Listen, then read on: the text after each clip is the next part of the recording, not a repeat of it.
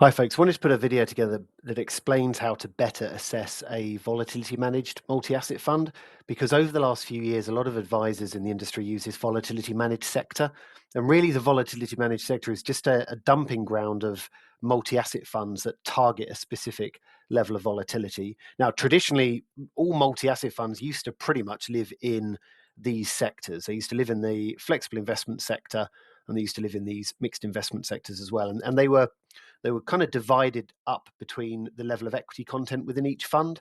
So a fund with a very high level equity content will obviously be in the mixed investment 40 to 85, and ones that have lower equity content will be in the 0 to 35. Now, there are However, there are two different types of multi-asset funds. Again, traditionally, there's the ones that track or try and manage towards particular equity content, and Vanguard Life Strategy is a good example of that.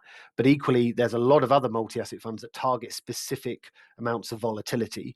Now, they don't really fit very neatly in these sectors. So it was decided some years ago to rip those volatility managed multi-asset funds away from these traditional sectors and basically just pop them into this one sector called volatility managed.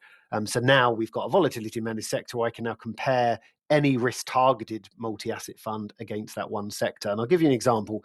These Aberdeen funds, they're all volatility managed, so they all fall in the same sector. You've got one, two, three, four, five. So there's a family of funds, and they all track a different level of risk or volatility. This one's clearly going to be cautious, and it's always going to be cautious day in, day out. This number five is always going to be adventurous. It's always going to track a high level of volatility. Now, when I create a performance graph of all of this, it doesn't really teach me anything.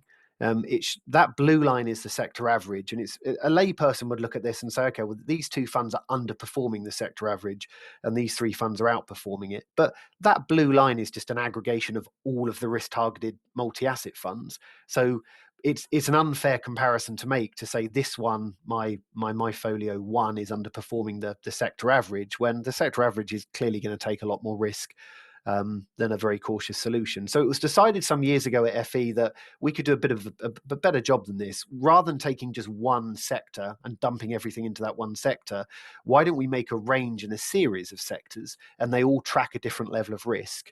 So anyone using analytics, if you go to that sector tab, instead of selecting unit trust and OEICs, risk targeted multi asset solutions, it's kind of the same idea. We've taken all of the risk targeted funds and dumped them into this universe. They still live under the unit trust and OEIC universe, so you'll still be able to find them within there. But we've basically copied and pasted them into this new universe. And under the sectors tab, if you look at all the sectors, you've got these new sectors. And as I said, for simplicity, all it really is just taking that volatility managed sector and breaking it into six new sectors, cautious to aggressive. Now, because they're based on the underlying FE risk score of the solution, if the fund doesn't have about 18 months worth of history, I think 18 to 3 years, I can't remember which one it is, but either one of those is going to be insufficient track record and, until it gets significant track record, and then it will be popped into its appropriate sector. But if I go and grab one of these, if I go and grab the cautious one, if you either click on the fact sheet or the name, it loads up a bit of information about it. So it explains how it's been put together, and ultimately it's done on an FE risk score band, and these get assessed every week. So the bands are quite dynamic; they do shift back and forth.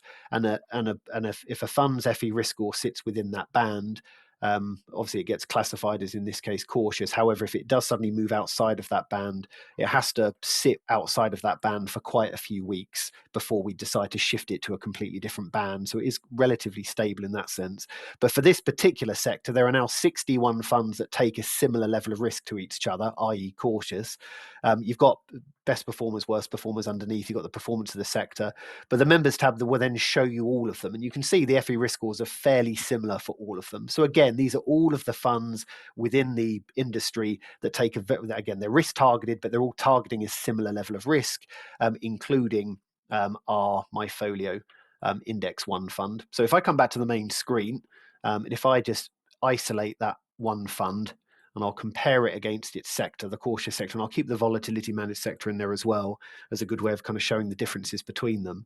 And suddenly I've got a completely different story now. Suddenly, if I ignore the blue line for a second, I can see that my Aberdeen fund, my MyFolio Index One fund, has outperformed the sector average. It's doing quite well over the last 5 years. It's kind of consistently been above that sector average, and all of those funds that take a very similar level of risk and are trying to do the same job as my Aberdeen fund, they collectively they've not done as good a job. And I can look at that with a bit of confidence and say, the fund that I'm recommending to my client has outperformed its sector average, the industry average I'm now using. Whereas, as I said before, a couple of minutes ago, I would have had a completely different conclusion. I would have looked at that volatility managed and said, well, it's not doing very well.